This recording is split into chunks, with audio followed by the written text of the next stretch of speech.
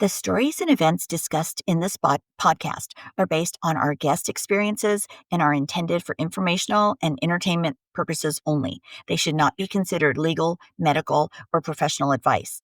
Any names, locations, or identifying details have been changed to protect privacy. Any similarities to actual persons, living or dead, or real events are purely coincidental. The views and opinions expressed by guests are their own and do not necessarily reflect those of the host or the podcast creators. Listeners should consult with a qualified professional regarding their own circumstances. And here we are, part 2 with the great Kenda-Ruth Stumpf, and we're back in 2009 when the world's about to change for not only Kenda and not only for Chuck, but really for everybody, for LBSs, MLCers worldwide, literally worldwide, because what she's about to do next is really just take the world by storm. All right, Kenda, you're up. Okay, well, so 2009 is when Chuck and I we moved back into the same house. 2008, I had started my website. And so I have been writing my manuscript while away. And 2009, I'm still continuing to add articles. And really what happens in 2010 is I started the forum. My goal had been to start a forum. In the very beginning, even only a few months after Bomb Drop, probably that summer, my mom had met with me. I took her along as moral support when we were meeting with lawyers. Mm-hmm. And she looks at me and she says, "Do you want to do this sort of thing for a living?" Because people are already coming to me for advice. And I knew the answer was yes. I don't know that I said yes. I think she knew it too, though. And what year was that where your mom said that? Asked that? That was 2005. That was only the beginning. It was the very beginning. When I started out at Jim Conway's chat, mm-hmm. people started asking me for advice within a few weeks, which was a little bit scary because I'm the newbie. But one of the things as a writer, one of the things I'm really good at is critiquing. And I think the format may have just been similar to critiquing. And also, there were some parallels to some of the studies I'd been doing. So I'd done Jungian studies as part of my mythological studies. My area as a writer is mythology and Jungian studies. So my area in midlife crisis is looking at it from a Jungian perspective. So when I talked about the stages and I used Jim Conway stages, what I really use is the stages of rites of passage. And then I take Jim Conway stages and put them inside those stages. So Mercuria, I'm not always good at saying it, Eliade, wrote the stages that are the rites of passage. And those start out separation, liminality, and reintegration. So separation, stage 1. Then you have that liminality, which is stage 4 depression when you get into midlife crisis. So separation then includes that replay stage, or what I now call escape and avoid. And then you have your types of replay. And you have some stages that Jim Conway had coming before the replay stage. And then you have your liminality. And then you have your acceptance and the withdrawal, which he talked about, which I don't really buy into. And for rites of passage, you just condense those down into those 3 basic things. You separate from your tribe. You go into your liminality where you have your psychic breakdown. And then you reintegrate back into society. But there's lots of things going on during separation, during liminality, and then reintegrate. So I'm writing all of my stuff. Then we start this forum. So wait, when did you start the writing? Well, I have a master's in writing. So did you start around 2008? Officially, but I'd been writing. When I was on Divorce Busting, I was always writing. And when I was writing posts, I would start to formalize them. Okay. Wow, and so you were really actively doing that headspace thing on, my liminality, the basic articles for my liminality, I put out in 2007. When I discovered liminality as an idea rather than depression as the idea, as the terminology. So I was putting it out and I put them out as unofficial formal articles in there. And so the birth or the infancy of those articles was before I was writing it in my own website and that sort of thing. And when you say website, was This was that originally The Hero's Spouse, or was it? It was always called The Hero's Spouse as a Mhm. title. The Okay. title has always been The Hero's Spouse, and the URL is Midlife Crisis Marriage Advocate. Now you can find it at that Midlife Crisis Marriage Advocate, but you could also find it at theherospouse.com. So for our viewers today, it's Midlife Crisis Marriage marriageadvocate.com. Advocate.com. Yeah. Okay, thanks. Yeah. It can be that, or if you go to theherospouse.com, it'll take you to the same basic place. Okay, awesome. So either one will get you there. Yeah. And through those, with the menu item, you can find the forum. Uh-huh. So with the website, you started because I never saw the website back then, so I didn't know how it's evolved, Yeah. into what Yeah. it is today, which is an amazing thing. So was your intent like to have articles and? Well, as a writer, my main intent was to have a book and that be a flagship. Uh-huh. So for everybody out there, it's not there. The book itself is not there as a book. The manuscript is the website content, the Okay. main website content. There is also a blog, which as I continued to write that I'm not adding to the manuscript, I just put those back then onto the blog finally, because you eventually have to stop writing the book, right? Uh-huh. So then I just put those over at the blog. And then I was going to conferences to pitch my manuscript during those years as well. Uh-huh. And I'm starting the forum because I'd always wanted to have a forum. Similar And to what helped you in the beginning. exactly similar to what helped me in the beginning, that was focused specifically for midlife crisis.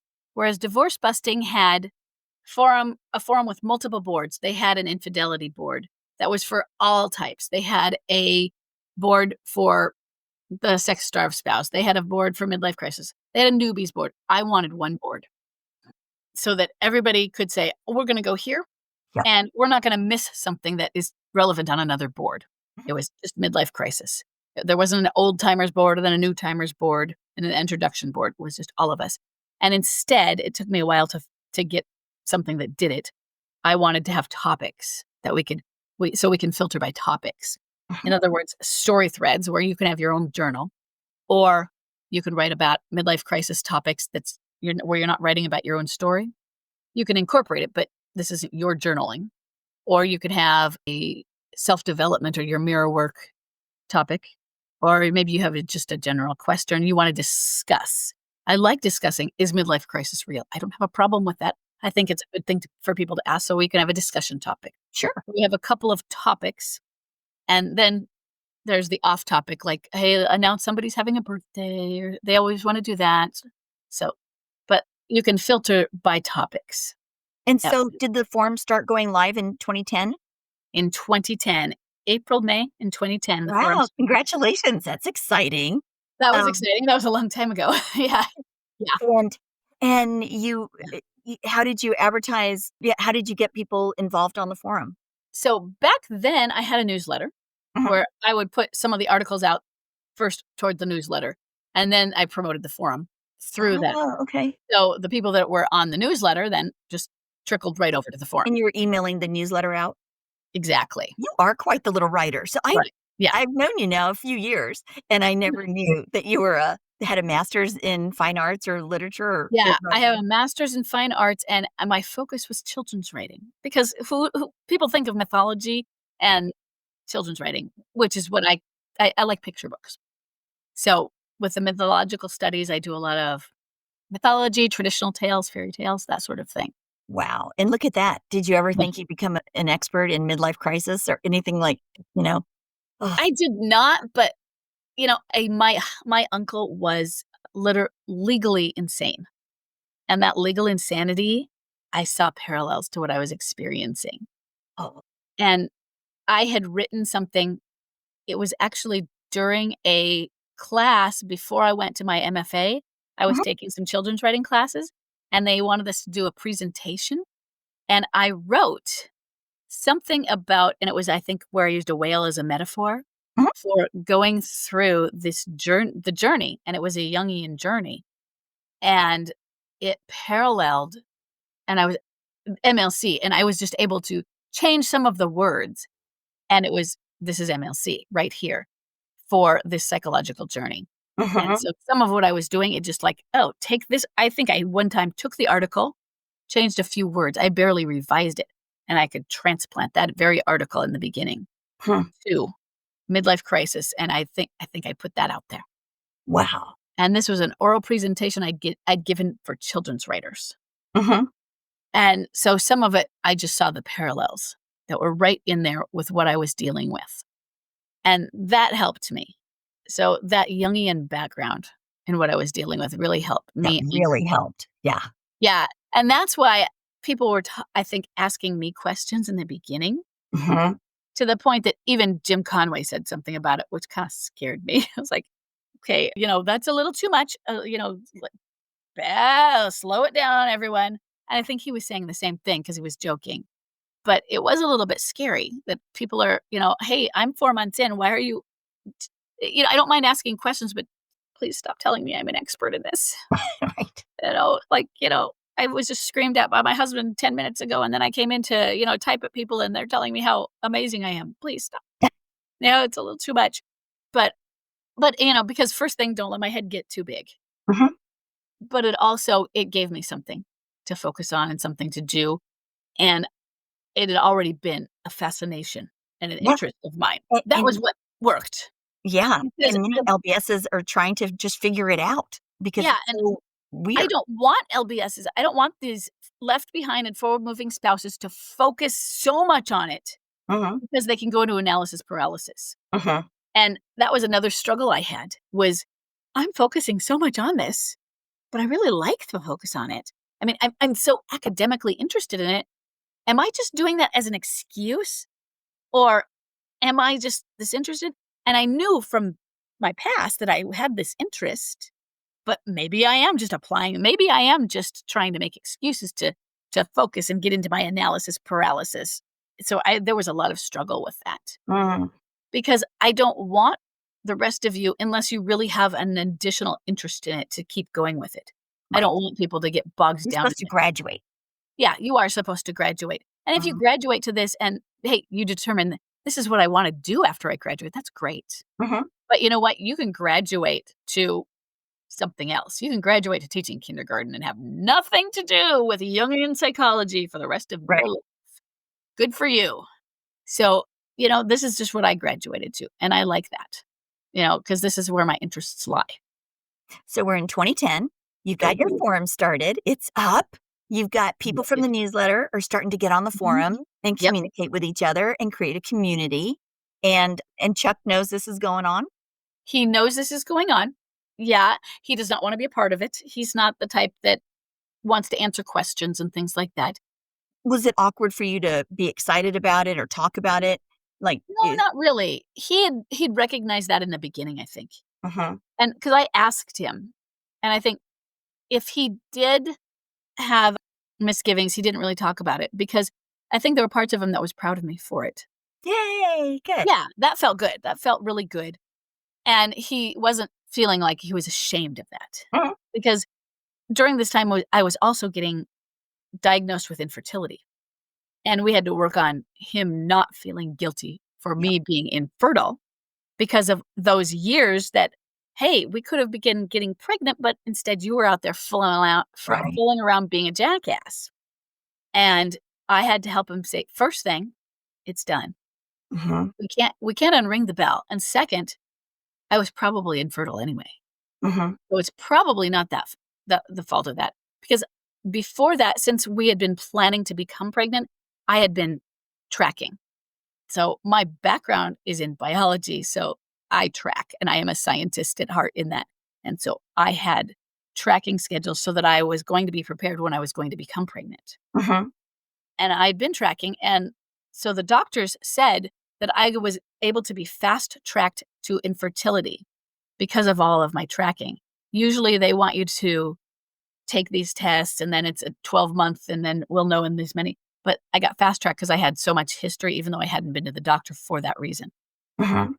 And so I was tracked that I probably didn't even have any eggs where I had so few and they weren't going to be viable. And my percent would probably be 1% of Mhm. getting pregnant. We did go to acupuncture. Mhm. Or I did go through acupuncture for about a year, had to take the most awful drink every morning. Horrible, horrible drink every morning. But the acupuncture itself was lovely because it was all meditative. Mhm. Because we were going to try, but we were at the same time looking at adoption resources and that sort of thing. And Well, I truly feel like your baby is the hero spouse and your forum yeah, and your book and this entire community. You're sort of like Oprah. She never had children, she but never had children. she has, like, a world of children, and it's sort of like Yeah. that for you. I don't know Well, if you thought of it that way, but, really launching a website, launching a book, launching all the forum, all the things you've done, those are, that's like going into labor every time, you know? the launches were really big things. Mhm. Back then, at least, those were really big because there was a lot of nervousness going on with those launches because I had to postpone them on a couple of times. I postponed the launch of the forum. The first, I was about to start it, and my cousin's daughter OD'd, and it's like that was very sudden. Mm. And I don't know if it was the next time it was just by a month. Mhm. And while I was doing all of this, I was working a graveyard shift job. Mhm. So I launched the forum while working at a graveyard shift job at a nuclear lab. So I'm working with working with radiation Mhm. at night. And so Chuck and I have just gotten back together, but we're working separate schedules. So it was really tough during that. And so I'm doing all of the forum stuff, preparing for it, trying to research what forum to use, and I'm not a technology person, but I'll figure it out Mhm. and what kind of platforms to use and which ones are going to give me the different little things because of I really wanted that where I had that ability to sort topics Mhm. and I wanted to have a membership. Not like what I have now, but I just wanted them to be able to have a membership so anyone who's stalked could be behind a safe paywall. Mhm. And it wasn't there weren't services offered with it, but for several years, I did have a membership where it was the same product on one side, but they just paid us a minimal fee Mhm. so that they were behind a paywall enough that we were hoping stalking spouses wouldn't pay to get over there. And Oh, right, right. yeah, it kept But it's most anonymous because everybody on the forum uses a typically, they use a typically, but if you go on there and you start to if you're a stalking spouse and you read people's, you Mhm. can look, "Oh, why that one that's mine." They can read the Mhm. stories. And Mhm. if you live with your spouse, especially if you share a computer, you can read 'em. Mhm. So, we had my main moderator, his wife stalked him across multiple websites. Oh, And we think she even paid to get into the other side at one point, and we had to kick her out. did they ever get together again? No, no, not Mhm. no. You Eventually remember? You don't have to tell us who your first member is, but you must know who is your first person that signed up. Do you know who that I don't know because I had several hundred people on the newsletter and they all, Oh, okay. they burst in. Wow, So okay. so yeah, within a day, I Yeah, remember 40, 50, just climbing that day. wow. And that's So, how it is in MLC, I think. The community is huge. People rely on the community and the camaraderie through the community for support and everything. It's huge. It's a huge thing. yeah, if you already have some form of a platform, they'll start coming, and I knew that's why I did the website first. And Mhm. my goal how I had arranged it that way, that I wanted to start a forum, but I knew I had to start the website. I knew then I had to start a newsletter, and then I had to start getting enough people on the newsletter before I could start a forum so that I could had enough people to advertise it because you have to have enough people to get the back and forth for your forum. Mhm. And so then once the forum starts, and then after a while on the forum, then I recruited actually, I didn't recruit them. I had people vote on who they wanted to be their moderators because the moderators would also be mentors. Mhm. And then for several years on the forum, we had a mentor program where newbies would be assigned a mentor Oh, wow. for the first 6 weeks or so. So you were assigned somebody who was meant to check on you, meant to guide you, be kind of your coach Huh? for the first weeks. And then you could request that they continue for another set of 6 weeks and as an official mentor. And then, they could still be your person, but then you were just, you know, one of And the group. And they would find this through the Hero Spouse website? Mhm. They Okay. could find it through the Hero Spouse website. I'm sure they could find it through Google as well. Mhm. But yes, they could find it through the Hero Spouse website. Yeah. Okay. And then how did the Facebook situation So start? Facebook was many years later because Facebook was during COVID. It was just Wow. So you wait. You did not start the Facebook thing until COVID. And I don't know when Facebook started, but it was before COVID. That's for sure. you mean if you mean Facebook itself? Yeah, yeah. Yeah. Facebook itself was 2004, I think, Wow. Okay. officially. Well, most And of then so us during COVID, didn't what do that. happened during COVID that caused you to start the Facebook group? So, there was the Midlife Men podcast was starting, and they didn't seem to continue much after that, Mhm. but they did several. They were radio professionals, and they contacted me when they'd seen my site and asked for an interview, and Uh-huh. they did a few with me. And after my first interview with them, I'd already been telling myself that I needed to do Facebook Lives. I'd learned about Facebook Lives, and then I took a course on doing video Video. Uh-huh. on video, yeah, and I knew I had to just get the nerve. Mhm. Turns out once I did it, I didn't really need the nerve so much, as it just felt like I was natural. Mhm. But you don't know that until you do it, That's right. Yeah. and so I did my first podcast with them. So wait, actually, Yeah. I'm hearing you say like the Facebook Live was sort of the first thing on Facebook So, rather I had than a the Facebook fan page, which I wanna say really isn't much of anything. It's Mhm. just kind of where you have your site, but yeah, it's not even hard to describe, but I do have my videos over there, and I can stream things over there, but it's not a group, and it's not private. Mhm. And so now, the way Facebook allows it, I can have things stream there easily, whereas to stream into a private group is harder. Mm. And so when I stream my videos that I do now into the Mhm. private group, I have to set that manually up. So I'll have the streaming service stream it into the public fan page and manually set it up to stream to the private, and I just set them for the same time. So it might appear to people that those are like streamed as a unit, but Mhm. they're really like set up separately. Ah. And you can comment in the private group if you've been let in, and your comments are private. Mhm. It's meant to be a safe space. Mhm. So the private group started some point in early 2020. And I can't even remember, did I go Facebook Live on the fan page or had I already started the private group? I'd probably started the private group. Wow, Somehow not even 5 years. Actually, about 5 years it is, yeah. now, and you've got So, over 5,000 members in the yeah, private group I have worldwide. over 5,000 members. And somehow before COVID, you know how sometimes something just clicks? Mhm. And it was New Year's Day, and it was not because of a resolution. That I tried it several times and I'd been writing things. I wanted to do an online course. Wanted. And again, New Year's Day, I was just searching online courses again, and I found the person that I knew was gonna be the one. That's the one I want. That's the one. But for some reason, I knew that. And so starting then, I planned, I am going to do that this year. And this time I knew it was what was gonna be. Mhm. Before, I was like, yeah, this is my dream. But this time I knew this was the one. Intuition, just knew it. And I started watching all of her podcasts and any of the related ones and following those. And that was what led me to, okay, I have to do a Facebook Live and have to do these things. And so I was preparing myself and I was preparing myself for the online course, which she had, which wasn't going to start until September. So that gave me time to also start getting the money up for that course, because it was like a $2,000 course. So, and my only income was through coaching and $5 to $8 articles that were on sale. Back then, I sold some of the articles that were on, you could get them for free, but I said, if you'd like to have this as already a prepared PDF download, or it's already been revised, you can download this for this amount. Nice. So, and I've taken those down now. You can just get them since they're already on. But back then, that was another source of income. Mhm. So I was preparing to do my online course and ramping that up. I'm like, okay, Facebook Lives. I've seen Facebook Lives now. I hadn't seen them.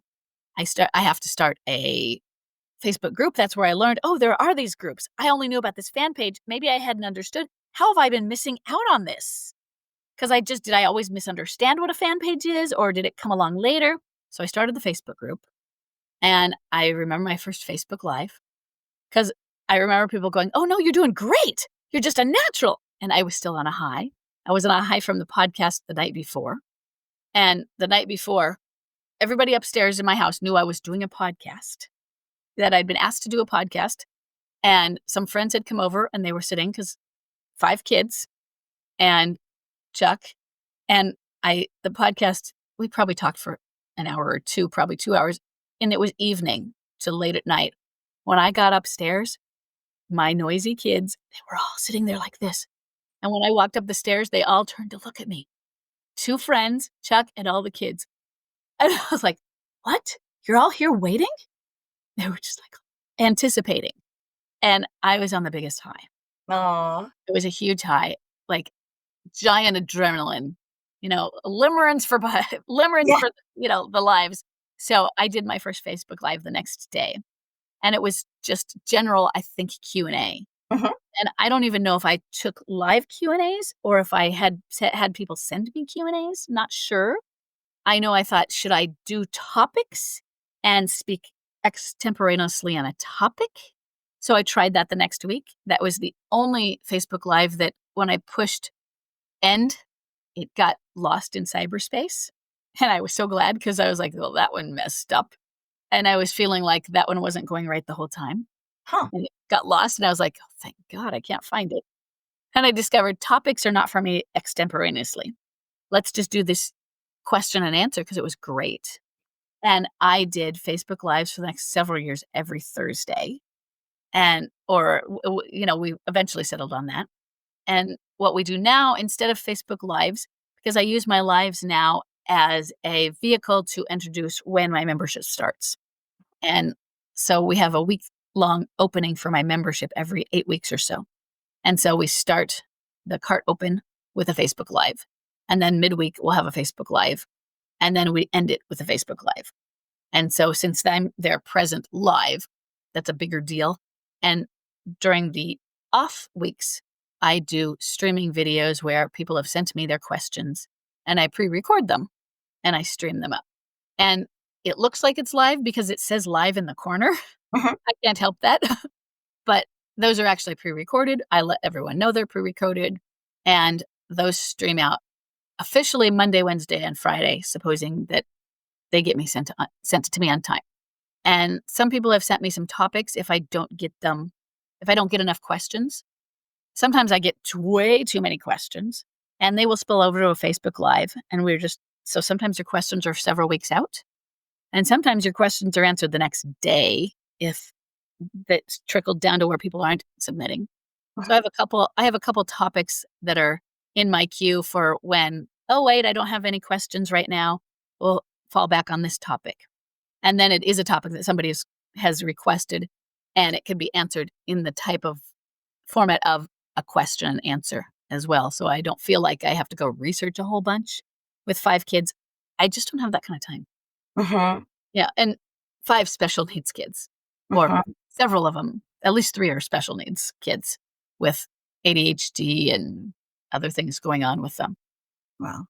Yeah, 5 adopted children. 5 adopted children, yes. Adopted from foster care, but they were infants. So Um, so I point that out is it's harder with my foster parent friends when they're older. I do wanna say that. So at least I got them and I'm the only parent they've known. aw, So it's a blessing. It really is. And when you say that the group, I know there's a program you have, I forgot what it's called. Is it the so Thrive? Stand Up and Thrive The is Stand Up and the Thrive. membership. And sometimes there's a waiting list to get on that, and maybe it's because you only can have so many people in it at a time? So I don't limit the number of people, but I open it every 8 weeks. And I open it every 8 weeks right now because Detach and Thrive, which is my online course. So that was the online course that I originally built. Mhm. Back when I said I want to build an online course. That was the course I built. I ran that for about a year and a half, 2 years, and then Is started the that member. your first course? Detach That and was my Thrive? So yes, although I did start a course, Understanding Midlife Crisis, Oh. which I built really quickly as a free vehicle Mhm. that I use to sign people up on the newsletter, Mhm. sign people up on my list, and just get them introduced to midlife crisis and get them into my world. Yep. And So, where can everybody find that? The quiz?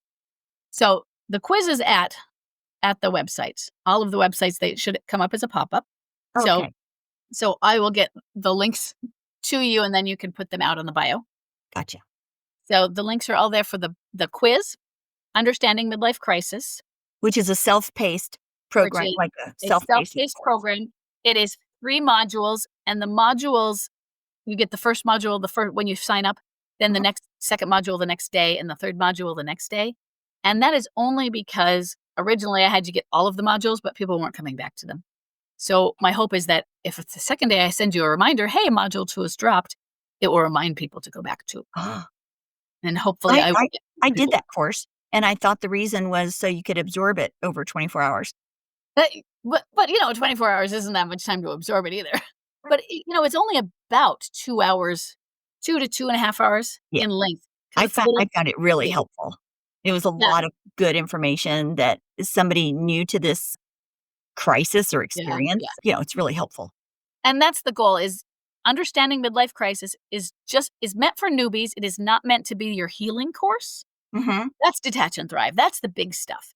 Yep. Understanding midlife crisis is just meant to get you throw at you really the Mhm. initial information for your questions, because when you start out in this, you want to know, "Oh my god, why is this happening? Why?" And you're Mhm. screaming, "This isn't fair. What is wrong with my spouse?" All of your questions are about your spouse and what's wrong with them, and the real important stuff is, how do I heal? Mhm. But if I were to answer that, you'd go, "No, I asked you about why are they doing this? And why are they these things?"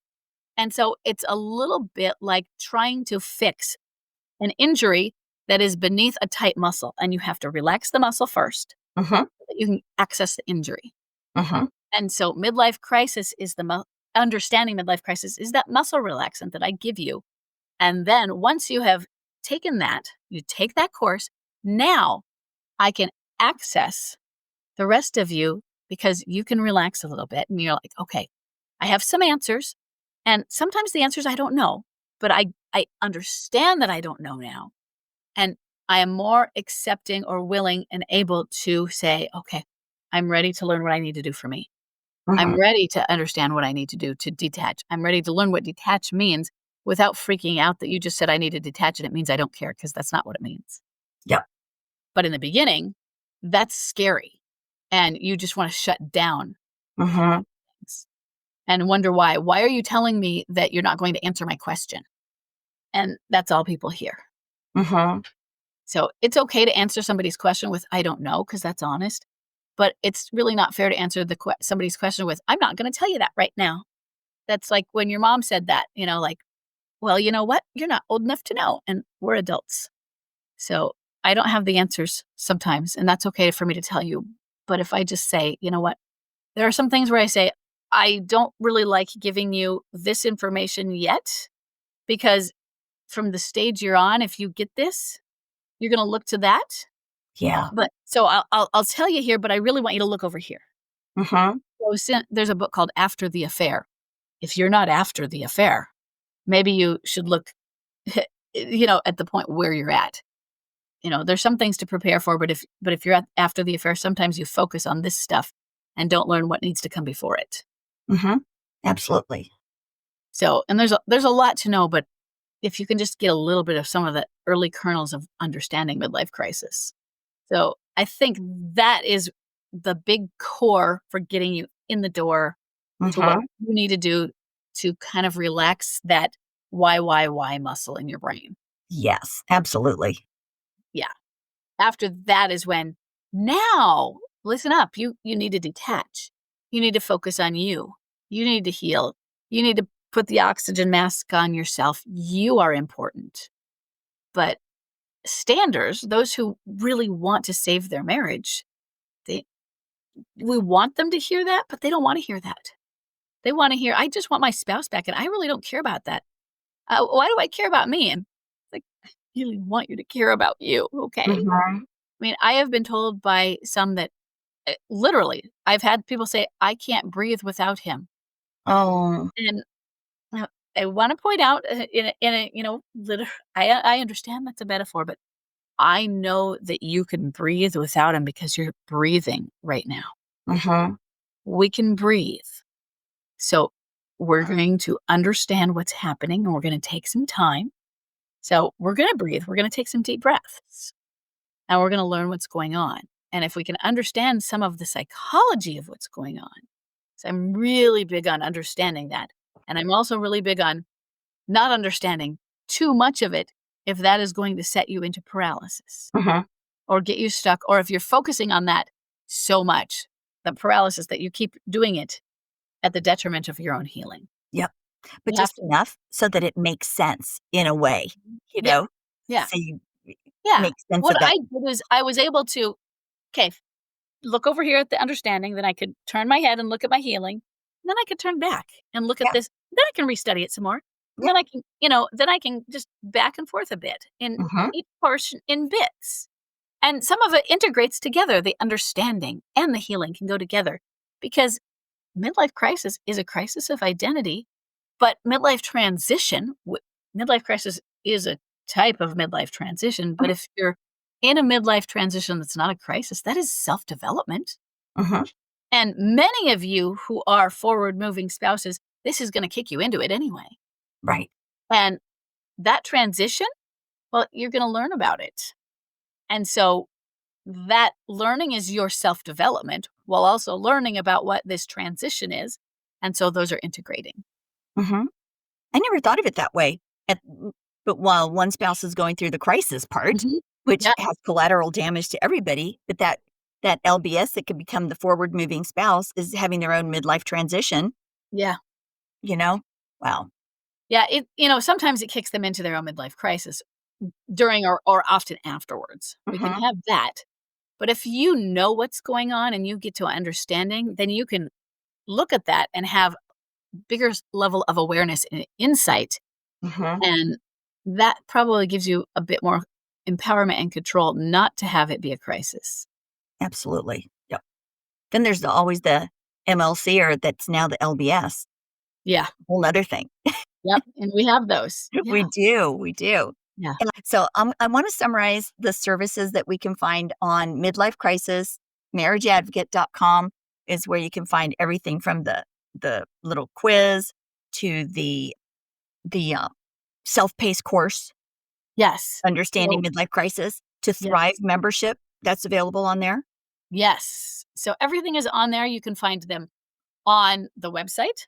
Hmm. You can find them if you go to the Facebook page and when you look at on my YouTube, when you go into the questions, I always try and describe those in the links below Yeah. where I will put the question someone asks.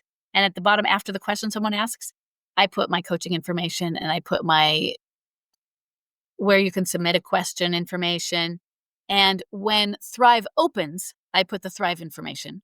I try not to promote it too much when it's not open because you can't get in. Yeah. But the waiting list is there so that you're notified when it comes open. Okay. And during that week, there'll be a whole week where you can sign up for it. And if you don't sign up during that time and you realize it and like it's closes on Thursday night and it's Friday, just let me know.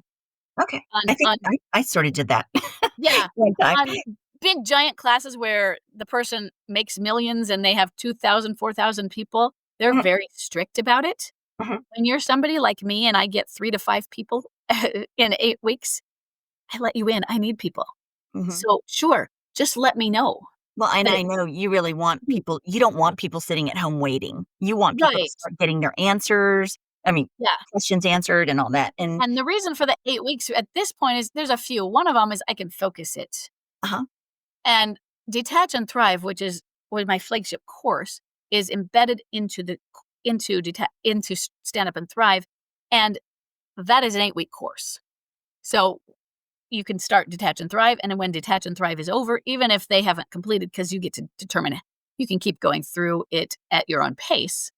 But once they have had all of the modules drop, a new group can start. And I wouldn't be able to market it just due to my own insane kid schedule, and now we're building a house, so and I'm the main project manager on the house build. aw, So one of your many skills. Well, I'm not going to tell our so audience today, but there's going to be some really cool stuff coming up in the next, I think, 12 to 18 months, hopefully before 12 months.